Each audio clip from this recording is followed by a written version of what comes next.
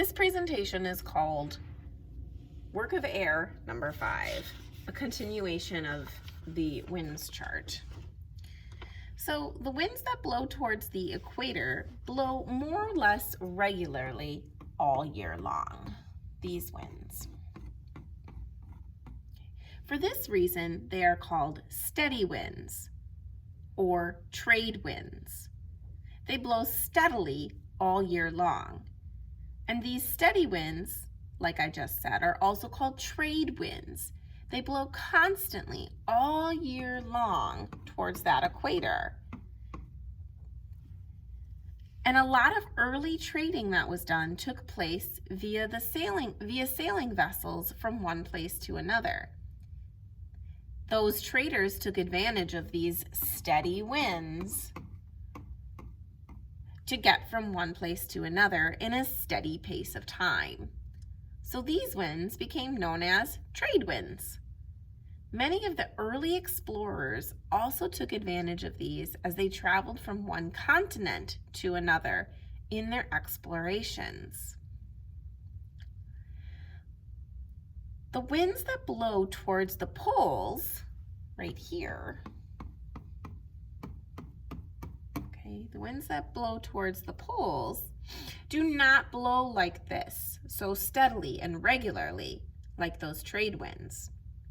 Therefore, we call them variable winds. Variable. So we will go more into that on those variable winds on another day, but let's continue to talk about these. So these winds right here, they get their name from the direction that they're coming from. So in the northern hemisphere, these winds coming towards the equator are called northeast trade winds. Northeast trade winds come from the northern hemisphere and blow towards the equator. They're coming from the east.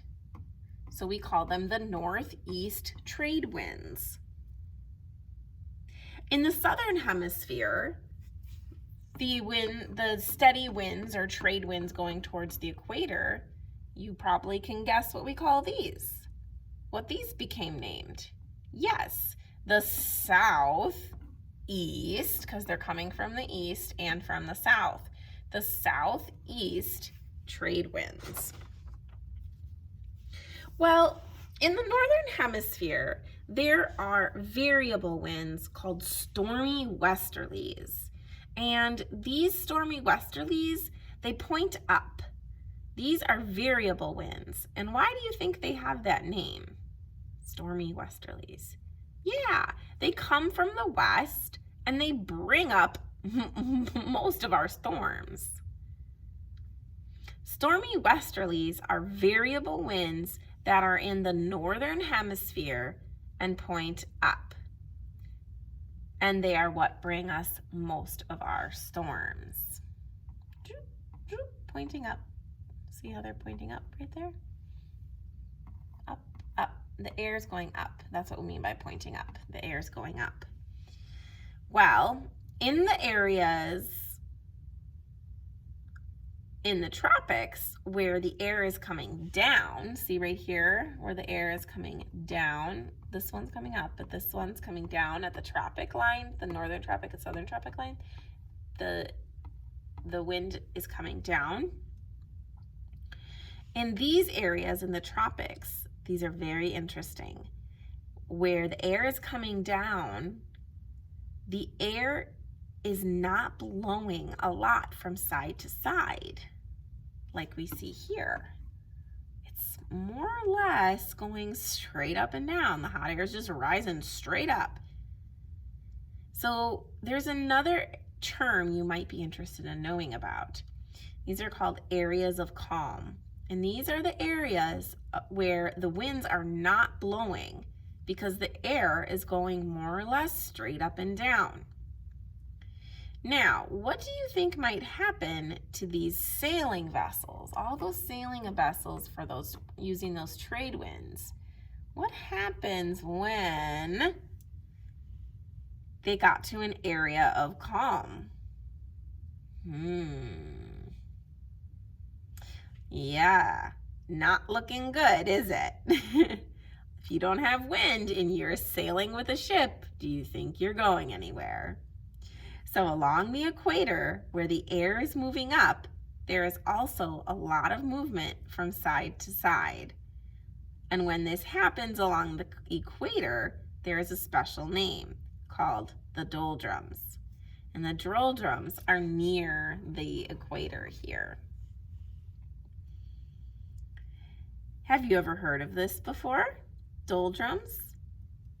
The word doldrum means not feeling very energetic.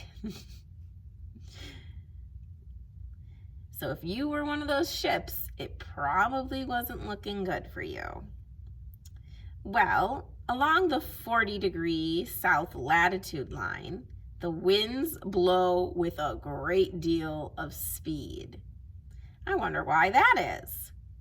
At 40 degrees south latitude, these winds are called the roaring 40s. So it's like down here in the south.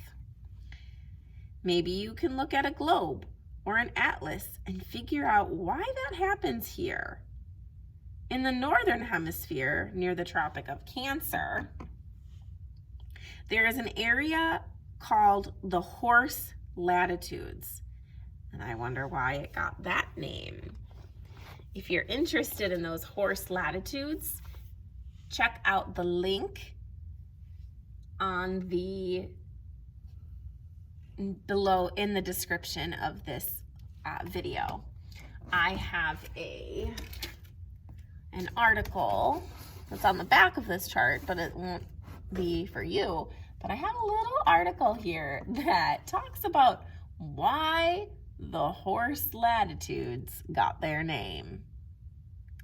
I also will be uploading a video of a friend of mine who has experienced the doldrums in real life.